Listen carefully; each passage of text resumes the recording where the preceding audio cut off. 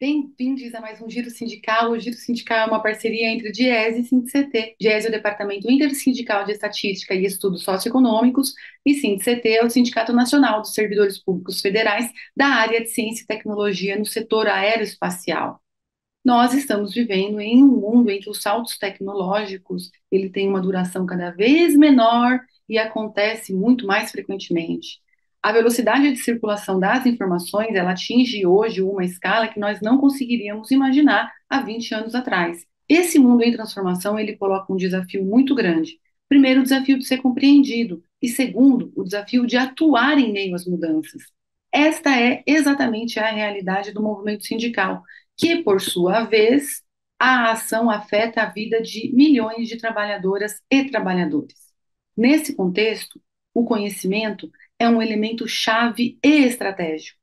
E para a gente conversar aqui sobre formação sindical e educação de trabalhadoras e trabalhadores, nós convidamos a Eliana Elias, ela que é técnica do DIEESE e atualmente é diretora da Escola DIEESE Ciências do Trabalho. Eliana, obrigada por vir ao nosso programa, bem-vinda. Obrigada, Renata. Eu agradeço demais o convite e a oportunidade de partilhar um pouco das reflexões aqui da Escola de ESE de Ciências do Trabalho. Obrigada. Nós sabemos que educação, nós já temos uma ideia de que a educação ela tem sido relegada na história do nosso país como fato majoritário. Existem períodos em que é dada a devida atenção com o orçamento e com projetos. Um desses períodos Uhum. foi agora de 2004 a 2015, quando a gente teve, desde o ensino básico até a pós-graduação, várias iniciativas, desde o Fundeb, ProUni, FIES, a expansão dos institutos federais. Isso tudo parou, pausou, acabou a partir do golpe de 2016 e depois só piorou com esse novo regime fiscal ao qual ainda nós estamos submetidos, que é o teto dos gastos. Qual que é a sua visão sobre esse desmonte, sobre esse anteprojeto de educação no país? Uma parte considerável da nossa sociedade tem uma visão meio romantizada, meio idealizada, e eu vou dizer meio ingênua com relação à política pública de educação. Como se as políticas públicas de educação, e assim como todas as políticas públicas no interior do Estado, não fossem objetos de disputa de interesses. Eu não tenho dúvida nenhuma que é desejável para qualquer governo, né, que você tenha uma gestão eficiente dos seus recursos, que você não faça uma má gestão dos seus recursos. Agora, limitar e centrar uma política de educação exclusivamente, né, numa discussão de gestão de eficiência e não de investimento, né, direciona essa discussão, né, por um campo em que você não discute um dos elementos fundamentais de uma política, seja ela qual for, e a gente está lidando aqui, obviamente, com a política de educação, que é a sua efetividade. Né? Para que ela se destina numa sociedade? Né? E essa discussão, ela está em disputa, né? Em todo o tempo, em todos os governos, ela está em disputa. Né? E o que determina essa efetividade, né? São os compromissos sociais. Você precisa definir quais são os compromissos que aquela sociedade tem com relação ao tema da educação. Fixar somente, centrar a sua ação somente no gasto, na gestão do gasto, você elimina essa discussão importante da necessidade de investimentos que você tem, você deixa de fora uma parcela importante da população que precisa de acesso e outra parcela que está inserida, mas necessita de qualidade. Para que interessa um desinvestimento na educação, né? Para que interessa esse desinvestimento? Obviamente, ele não interessa aos trabalhadores, né? Não interessa à classe trabalhadora, porque os trabalhadores, ou grande parte dos trabalhadores, sabem que a educação é um dos caminhos que ele tem para melhorar a sua trajetória de vida e profissional no mercado de trabalho e também de cidadania, né? A questão da luta coletiva, né? Se você centra, né? Você faz uma escolha de uma política pública calcada na eficiência, na redução de recursos, você sinaliza, primeiro, que a educação não é uma prioridade desse governo, possivelmente essa educação vai ser canalizada para o setor privado e os trabalhadores vão ficar de fora desse processo. Agora, que para mim o que é mais grave é que esse tipo de educação, né, perdão, de política, ela não direciona para a sua finalidade maior, que é dirimir a desigualdade social presente no nosso país. E Eliana, na introdução desse programa, nós falamos sobre as mudanças aqui, os sindicatos, os trabalhadores, toda a sociedade, na verdade, está imersa, essa que tem essa faceta tecnológica tão proeminente. E, além dela, também, nós temos encarado desafios especiais desde 2016 na história do Brasil, e com a eleição de Bolsonaro, temas que não estavam no nosso cotidiano, como o fascismo, como ditaduras militares ou como elogios a golpes militares, eles passaram a participar do nosso café da manhã, do nosso almoço, do nosso jantar e dos nossos pesadelos também. Nesse contexto, você sentiu alguma mudança nas demandas de formação e de educação dos trabalhadores e trabalhadoras? Esse contexto é um contexto que a gente trabalha quando a gente vai pensar em educação, em ofertas de educação, por exemplo, como você cita, para os trabalhadores, né? São os grandes desafios que a gente tem hoje em dia. Houve um recuo no sentido de vocês pensar na manutenção de questões que antes você tinha dado como resolvida, né? A questão da sobrevivência, do emprego,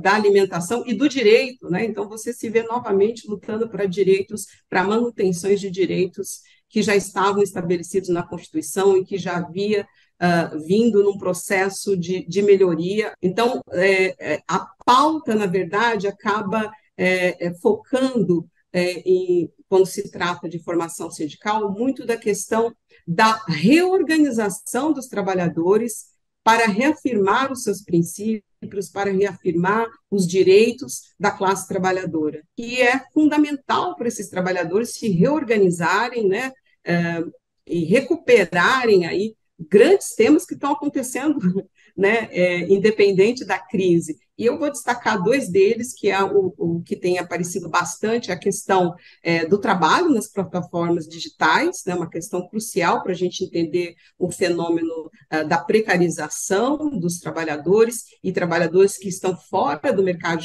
de trabalho formal, e a questão também muito preeminente, que é a questão do trabalho e meio ambiente, os novos tipos de empregos que podem e devem ser gerados no processo de uma transição justa. E, ao mesmo tempo que você precisa manter os direitos fundamentais, que estão em todo o tempo combatendo, existe uma economia, existe uma tecnologia, existem desafios que estão sendo colocados para a classe trabalhadora, né? E este giro sindical vai fazer um intervalinho e volta já.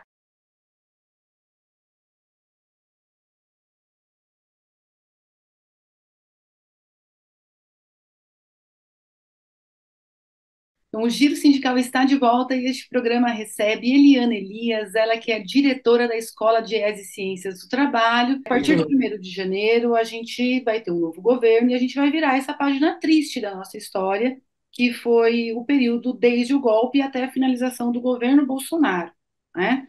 Uhum.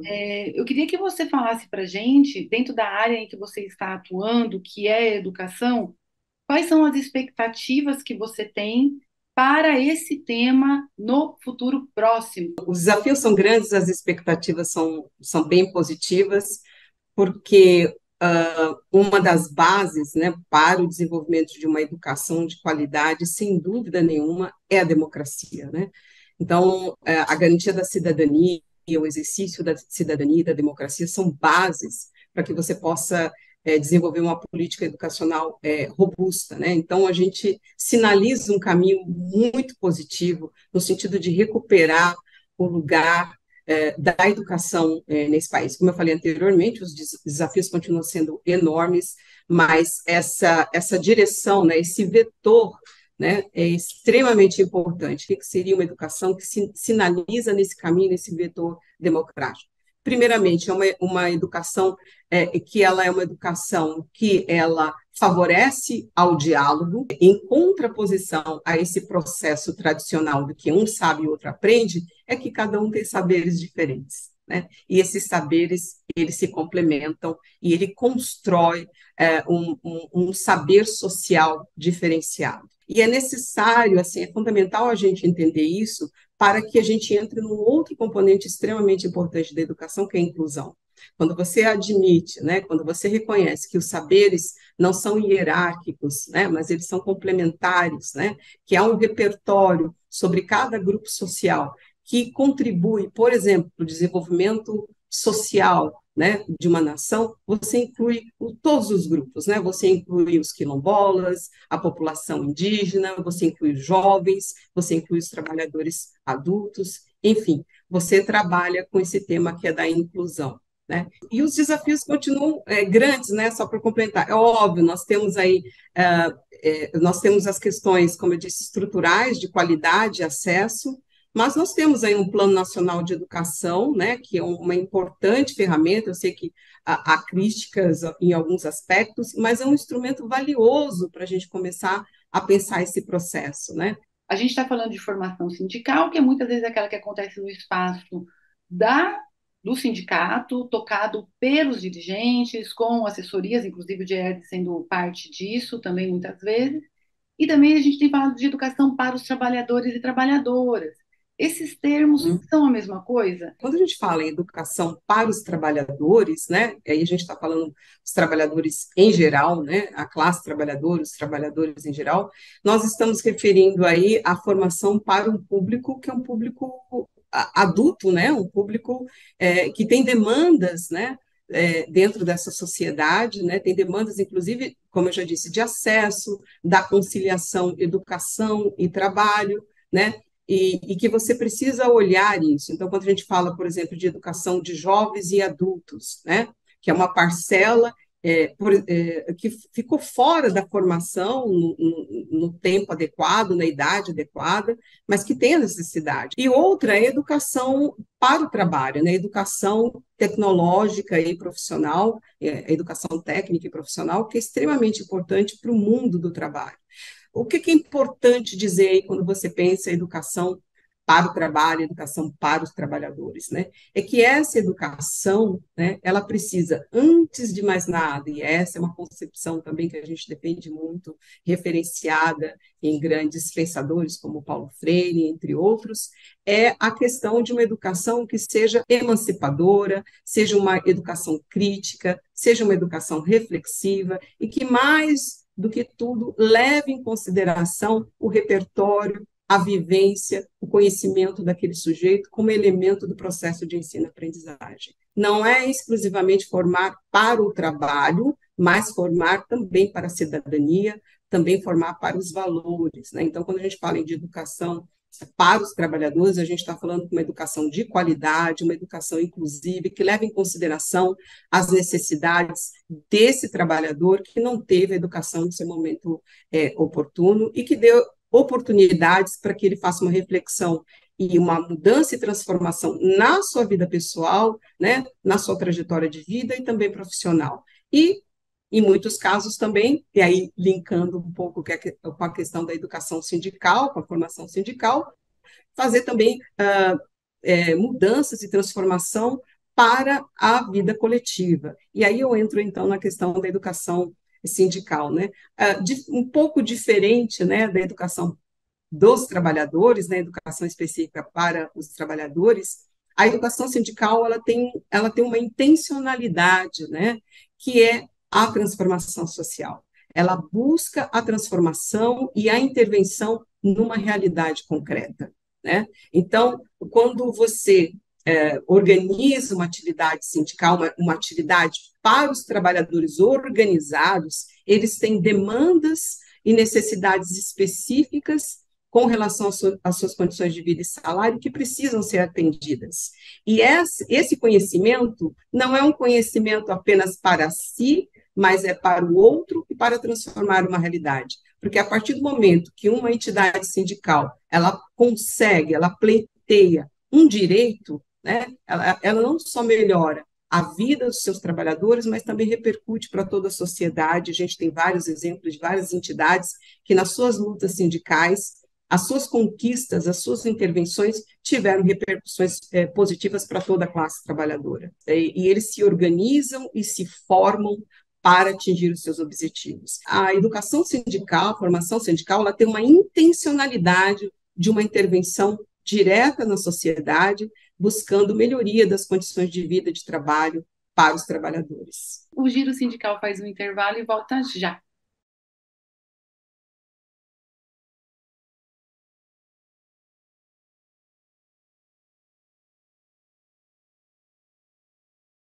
O Giro Sindical está de volta e este programa recebe Eliana Elias, ela que é diretora da Escola de ES e Ciências do Trabalho. Primeiro, a escola ela é um projeto antigo, ela é um projeto que também está na origem da fundação do DIEESE desde 1955, mas ela foi concretizada muito mais recentemente. Então, conta um pouquinho para a gente a trajetória desta ideia até a sua concretização.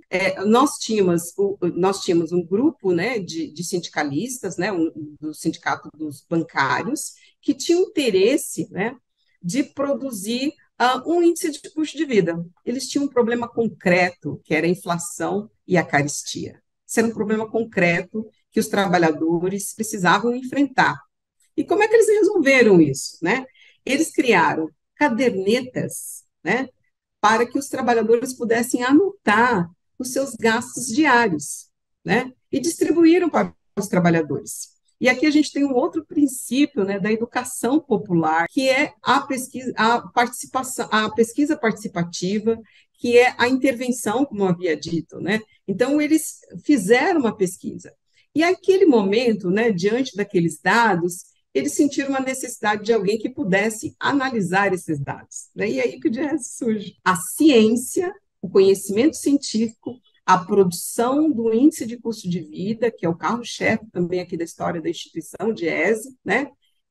A mantenedora da escola DIEESE, a serviço dos interesses da classe trabalhadora. Dentro de uma escola você tem a pesquisa em si, você tem o ensino em si, você tem a extensão, né, trabalhando coletivamente, você tem nesse processo aqui, você tem um processo de pesquisa, um processo de estudo e na utilização e de formação desses trabalhadores, porque o objetivo final era a mesa de negociação, era uma reivindicação, eles iam usar esse conhecimento, né, o conhecimento para a melhoria do mundo do trabalho. Então, a escola, né, e a concepção de educação, a área da educação, sempre é presente desde a origem do DIEESE. Então, de lá para cá, a instituição DIEESE, né, tem feito muita formação dos trabalhadores, né?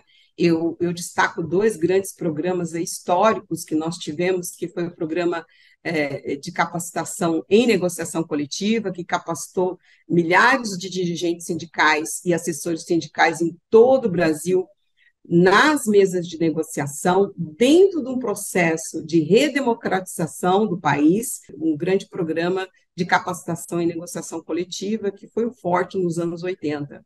Já nos anos 90, nós tivemos um outro grande desafio aí, que foi a questão da reestruturação produtiva, da mudança, né, da organização da produção no Brasil, e aí o DIEESE entra com um novo grande projeto de formação, que é o projeto de capacitação de dirigentes e assessores, que é o PCDA, que novamente formou milhares de dirigentes sindicais em todo o Brasil para discutir as grandes transformações daquele momento no mundo do trabalho. E, finalmente, nos 50 anos do DIEESE, né, esse sonho ali, ele volta, né, os dirigentes sindicais que compõem, né, a direção do DIEESE, decidiram, então, retomar esse projeto aí, que está desde a sua origem, criando a Escola DIEESE de Ciências do Trabalho, né? Então, o que pretende uma Ciências do Trabalho, né? O que é esse desafio? É mesmo reconstruir um campo do trabalho, baseados em pesquisas, em estudos, que, de fato, faça essa disputa sobre a visão, sobre as necessidades da classe trabalhadora. E por que na academia? Porque a gente precisa desse espaço da academia, da pesquisa e dos estudos que o DIEESE historicamente tem, né?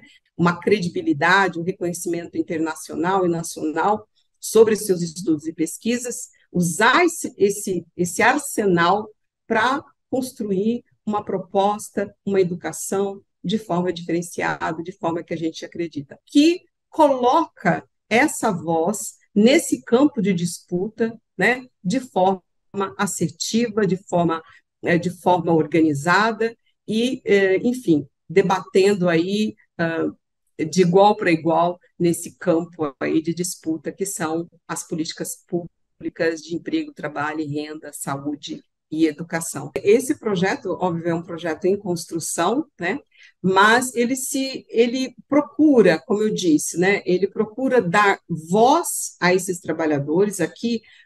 São trabalhadores adultos, portanto, a gente tenta levar em consideração todas as especificidades, muitos deles foram, né, dos bancos escolares há muito tempo, então você precisa trabalhar essa aproximação com esses conteúdos, com esse conhecimento, né, desses trabalhadores, levar em consideração no processo de construção dos conteúdos o repertório desse sujeito, a vivência desses sujeitos, e principalmente que ao longo do seu processo de aprendizagem eles consigam atingir os seus objetivos no sentido não só da sua melhoria de vida pessoal e profissional, mas principalmente nos objetivos de intervenção social, porque boa parte dos nossos estudantes são dirigentes sindicais, são de movimentos sindicais, de movimentos sociais, e também nós temos pessoas da sociedade civil em geral, principalmente focadas, ligadas na questão de emprego, trabalho e renda, porque o nosso tema central é o trabalho, né? Nós trabalhamos isso de uma forma interdisciplinar, nós temos uma matriz, né, um curricular muito rica, né, que além do eixo trabalho, que é um dos eixos centrais da nossa matriz curricular, a gente traz um eixo todo que discute linguagem, discute a produção da escrita, discute a arte, discute outras dimensões importantes dessa relação dos estudantes com o trabalho, mas nós temos também, é o que fundamenta, eu acho que o que diferencia em toda a trajetória, uma discussão sobre produção do conhecimento, né? Porque se a gente objetiva que esses estudantes sejam formadores da sua própria história, que produzam conhecimento a partir da sua experiência, a partir da sua reflexão com os conteúdos que nós trazemos, é importante que ele tenha toda uma trajetória e um aprendizado na produção de pesquisas, de estudos, pesquisas participativas, intervenção social, né? Toda uma preocupação e um acompanhamento desde o primeiro ano. Então, desde o primeiro semestre até o último semestre, esses estudantes vivem com a pesquisa, eles vivenciam a pesquisa. O que a escola está oferecendo e como as pessoas podem se juntar como estudantes, como educandos e educandas nesse processo. Então, a gente oferta 3 tipos de modalidades, né? Usando aqui os termos mais do nosso ramo da educação. A primeira, como eu disse, é uma graduação em ciências do trabalho. Durante 3 anos, a gente oferta um curso sobre as ciências do trabalho, né? Sobre as dimensões e os conhecimentos de uma forma interdisciplinar, interrelacionada sobre o mundo do trabalho, né? Então, esse é um curso de 3 anos, é um curso presencial, e a gente está com o nosso processo seletivo aberto. Se você é de São Paulo, da região metropolitana, e tem interesse de fazer uma graduação diferente, uma graduação que, de fato, procura apresentar, ofertar uma educação qualificada, na perspectiva da inclusão, da emancipação, da cidadania e da reflexão crítica da nossa realidade, acho que o curso, né, de Ciências do Trabalho, bacharelado, é um curso perfeito. E do PCDA, que é o Programa de Capacitação de Dirigentes e Assessores, nasceu a nossa pós-graduação. A nossa pós-graduação hoje em Economia e Trabalho, né?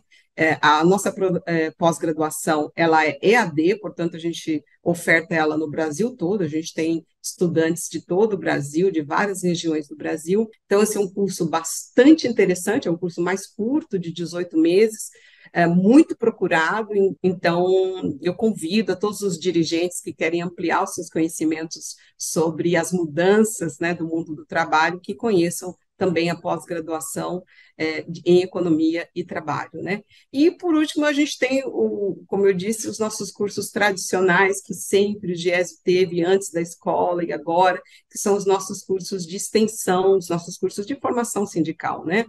A gente tem aí os cursos de formação que a gente chama fechados, que são aqueles produzidos especificamente para uma entidade, uma categoria profissional, uma entidade sindical que demanda, tem uma necessidade específica, né, relacionada à negociação coletiva ou uma ação sindical. Então, uma equipe, prepara um roteiro formativo específico para aquela realidade. E nós temos os cursos abertos, tanto para o público sindical e social, como também para toda a sociedade. E a gente tem dois tipos aqui. A gente tem os cursos que são estritamente sindicais, eu vou citar principalmente os de negociação coletiva, PLR, banco de horas, enfim, e tem os cursos que a gente chama de extensão universitária, ou seja, que interessa o movimento sindical, mas também interessa a todos aqueles que querem debater o tema do trabalho. Então, questões que são mais de fundo, né, que interessa tanto para a formação geral do movimento sindical, do dirigente sindical, mas para todo aquele estudante ou pesquisador, que são muitos que aparecem aqui, né, que nos procuram, que deseja saber mais sobre o mundo do trabalho, né? Então, mais uma vez, muito obrigada e volte sempre. Eu que agradeço, Renata, a oportunidade e espero estar com vocês em outras ocasiões. Obrigada. Seguimos.